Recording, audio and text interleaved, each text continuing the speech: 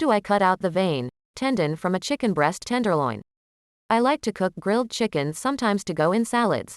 The problem I always have is that in the chicken breast tenderloins I buy, there is always a tendon or vein or something. It's white when uncooked and is extremely tough. At first I tried not messing with it, but many bites of the chicken I had was basically not capable of being chewed up.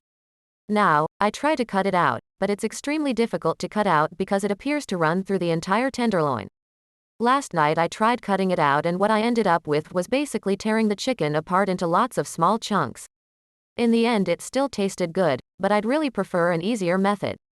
What's the easiest method of cutting out that vein, tendon thing from the tenderloins? Cooking for Engineers has a pretty good description. See link 1. He writes it better than I can, so I'll just quote him. I've used the second method he describes, but after watching the video below, the other looks much easier. The breast halves should each have a flap of meat called the chicken tenderloin, or chicken tenders or strips. Lifting the tenderloin should reveal a white tendon. I recommend 2 ways to trim off this tough tendon. The most popular method is to grab the tendon with your fingers and pull on it while scraping with your knife to release the tendon from the breast. Continue to lift and scrape until the tendon is completely removed.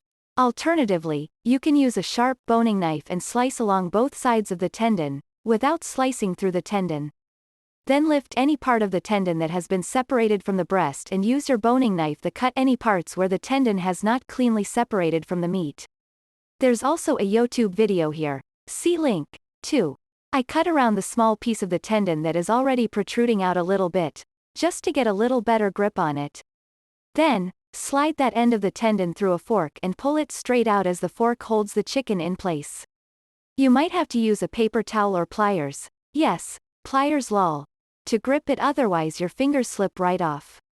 This way takes only a couple of seconds per tendon.